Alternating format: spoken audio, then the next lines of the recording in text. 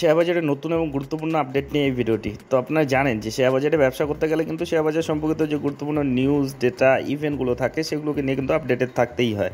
আর এই চ্যানেলে সেই ধরনেরই ভিডিও আপডেট দেওয়া হয়। তো যাই হোক, আজকে যে ডেটে ভিডিওটা হচ্ছে 8/6/2024। তো কতগুলো ইম্পর্টেন্ট স্টকের ইম্পর্টেন্ট আপডেট নিয়ে এই ভিডিওটি। তো চলে আসি সেই আপডেটগুলোতে। তো প্রথম যে কোম্পানির আপডেট দেখে নেবো সেটা হচ্ছে বর্তমানে ভীষণ popular stock Indian renewable energy development agency limited, যেটা সংক্ষেপে ইরেডা নামেই সকলে চেনে। তো যেটা বর্তমানে 180 টাকা 75 পয়সা চলছে। তো যখন থেকে এটা মার্কেটে নেমেছে, এটার আইপিও কিন্তু খুব একটা বেশি দিন হলো না, বছরখানেক হলো আর কি। তো তখন থেকে এখন পর্যন্ত কিন্তু ফাটাফাটি রিটার্নের মধ্যে দিয়েই যাচ্ছে। গত এক বছরের রিটার্ন দেখলে 200%-এর মতো রিটার্ন, গত 6 মাসের রিটার্ন দেখলে 100%-এর উপর রিটার্ন, 112%-এর মতো। আর ইদানিং গত 5 দিনের হিসাবে কিন্তু একটু নেগেটিভ রয়েছে, 5.5%-এর মতো।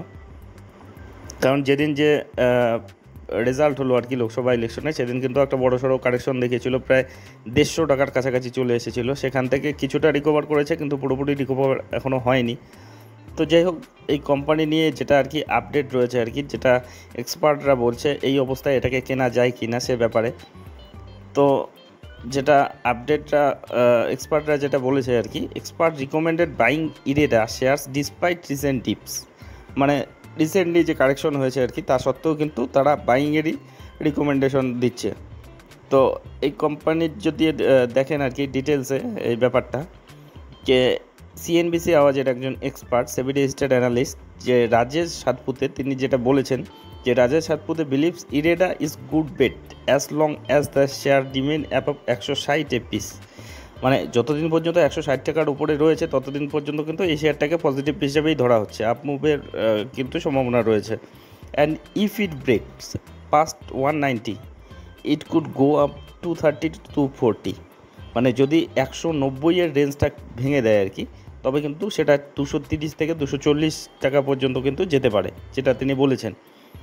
According to the SEBI registered analyst who advise existing adviser to hold on the stock in a convenience with CNBC Awaaz. তো সিএনবিসি আওয়াজের যে এই এক্সপার্ট, তিনি কিন্তু যে এক্সিস্টিং শেয়ার হোল্ডাররা যারা রয়েছে আর কি, তাদেরকে হোল্ডিংয়েরই অপশন দিয়েছেন আর কি, তারা রিকমেন্ড করেছেন। আর 190 টাকার যদি রেঞ্জটা যদি ক্রস করে আর কি, তবে কিন্তু 230 থেকে 240 টাকা পর্যন্ত যেতে পারে বলে তিনি কিন্তু যেটা বলেছেন। তো এই হলো ইরেডা নিয়ে যে আপডেটটি রয়েছে আর কি। এর পরে যেটা দেখে নেব সেটা হচ্ছে আইআরএফসিকে নিয়ে। তো এটাও বর্তমানে ভীষণ পপুলার একটা স্টক। রেলওয়ে সেক্টরের প্রত্যেকটা স্টকই তো বর্তমানে দুর্দান্ত পারফরমেন্স দিচ্ছে। তো এই স্টকটির ইদানিং যেটা আর কি আপডেট রয়েছে সেটা দেখে নিই, যে এটাকে কি বলছে আর কি বিশেষজ্ঞরা, এই অবস্থায় একে বাই করা যায় কি না। 173 টাকা 90 পয়সা বর্তমানে চলছে। যদি রিসেন্ট পারফরমেন্স দেখেন, এক মাসে 18%-এর মতো রিটার্ন দিয়েছে, গত 5 দিন হিসেবে 7%-এর মতো নেগেটিভ। সকলেরই একই অবস্থা, যে কারেকশনটা এসেছিল যে ইলেকশন রেজাল্টের দিন আর কি, তারপরে কিন্তু সেই হাই পর্যন্ত এখনও যেতে পারেনি। বর্তমানে 173 টাকায় চলছে আর কি, 190 টাকা পর্যন্ত গিয়েছিল।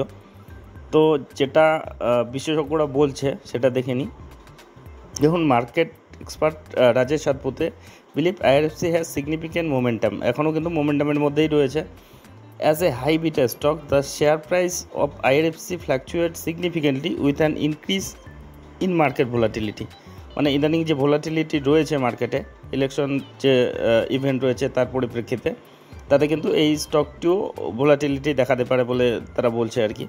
তো তারা কিন্তু কিছুটা সাবধানী হতে বলেছে। দেখুন, in a conversation in CNBC Awaaz Satpute advises existing investor to book partial profit by selling some stock at around 190 to 200।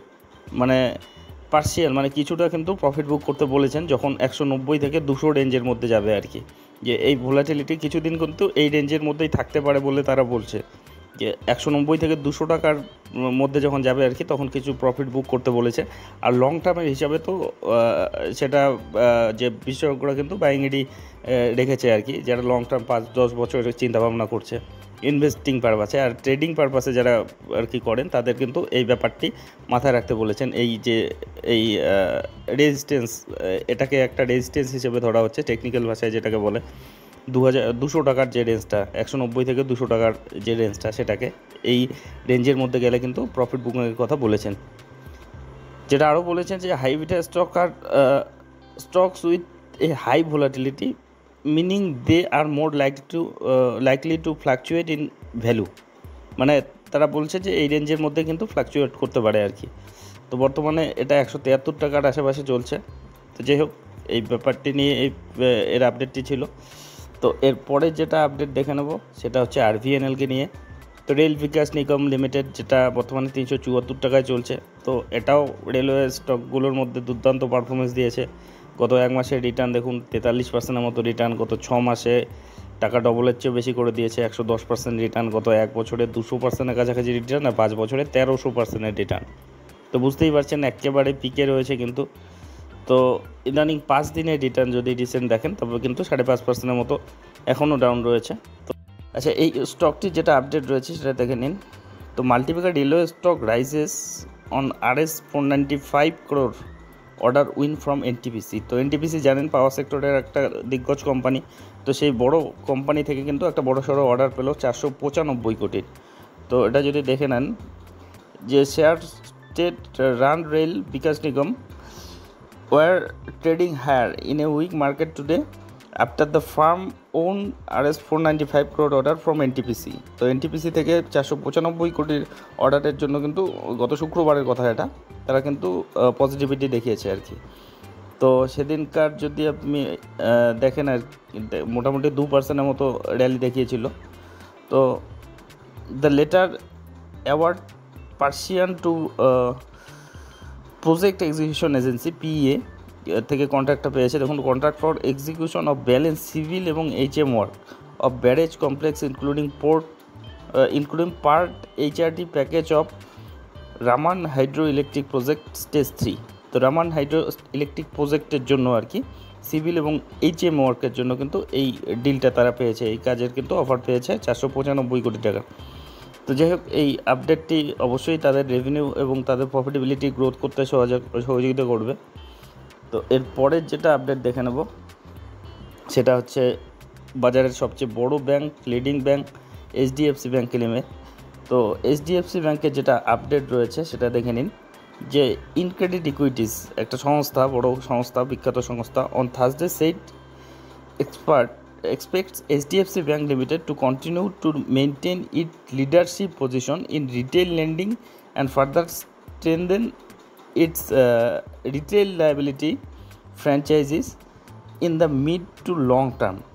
তো মোট কথা তারা যেটা বলতে চেয়েছে যে HDFC ব্যাংক কিন্তু অবশ্যই তারা কিন্তু লিডিং পজিশনটা তারা ধরে রাখবে এবং যে তাদের বিজনেস আর কি লেন্ডিং লোন দেওয়ার বা এক্ষেত্রে তাদের যে বিজনেস সেটা কিন্তু তারা আরও বাড়াবে আর কি লং টার্মের হিসাবে।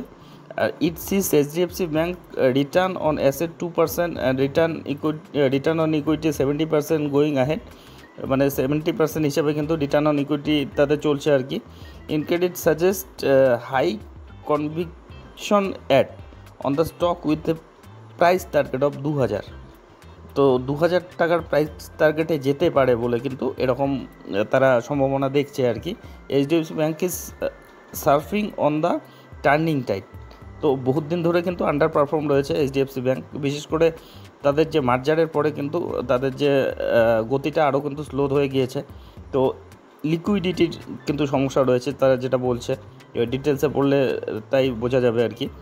তো মোট কথা তারা 2000 টাকার কিন্তু একটা টার্গেট রেখেছে, যেটা বর্তমানে 1575 টাকায় চলছে।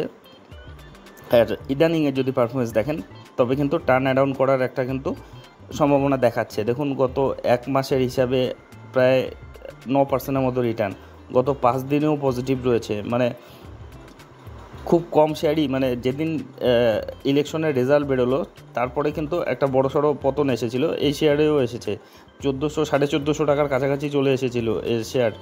তো সেখান থেকে কিন্তু রিকভার করে যে সেই যে দাম থেকে এটার কারেকশন এসেছিল সেই দাম কিন্তু পেরিয়ে গিয়েছে, সেই দামের কাছাকাছি চলে গিয়েছে। তো এর যদি রিসেন্ট পারফরমেন্স কিন্তু পজিটিভই দেখাচ্ছে, যেটা বিশেষজ্ঞরা বলছে যে এটা কিন্তু তার টার্ন অ্যারাউন্ড ফেস হতে পারে আর কি। তো যেটা কিন্তু এখনও লং টার্মে হিসাবে দেখুন 6 মাসে 4%-এর মতো নেগেটিভ, গত এক বছরে 2%-এর মতো নেগেটিভ, গত 5 বছরেও কোনো রিটার্নই দেয়নি বলতে গেলে 29%-এর মতো সাধারণ রিটার্ন। তো যাই হোক, যে HDFC ব্যাংকের যে এক্সিস্টিং শেয়ার হোল্ডাররা যারা রয়েছে তাদের জন্য কিন্তু এই খবরটি অবশ্যই পজিটিভ একটা খবর। তো যাই হোক, এরপরে যেটা আপডেট দেখে নেব সেটা হচ্ছে টাটা পাওয়ার কোম্পানি লিমিটেড, যেটা বর্তমান দুরন্ত ফর্মে রয়েছে। গত দিনেও প্রায় 3% মতো একটা র্যালি দিয়েছিল, 3% মতো 443 টাকায় বর্তমানে চলছে। তো এই কোম্পানির যদি রিসেন্ট পারফরমেন্স দেখেন তখন 6 মাসে 32% মতো রিটার্ন, 1 বছরে 100% মতো রিটার্ন, আর 5 বছরে 580% কিন্তু মাল্টিপ্যাকার রিটার্ন। তো এটা নিয়ে যেটা আপডেট রয়েছে দেখুন, যে সোলার রুফটপের যে প্রজেক্ট চলছে সরকারের, তো সেখান থেকে কিন্তু বড় সড়ো একটা বিজনেস কিন্তু আসতে পারে বলে বিশেষজ্ঞরা বলছে। দেখুন, rooftop solar subsidy scheme $1 billion opportunity for Tata Power. Tata পাওয়ারের জন্য কিন্তু এটা একটা $1 বিলিয়ন অপরচুনিটি। দেখুন, the central government rooftop solar subsidy scheme for household could present $1 billion plus business opportunity for Tata Power. তো যেটা সরকার সিদ্ধান্ত নিয়েছে যে বাড়ির ছাদে যে সোলার যে রুফটপ সোলারগুলো বসানো হবে আর কি, তো তার কিন্তু বড় অর্ডার টাটা পাওয়ারের হাতেই আসতে পারে আর কি, যেটা ম্যাক্সিমাম কিন্তু সম্ভাবনা রয়েছে, এবং তার থেকে কিন্তু বড় সড়ো ব্যবসা আসতে চলেছে আর কি।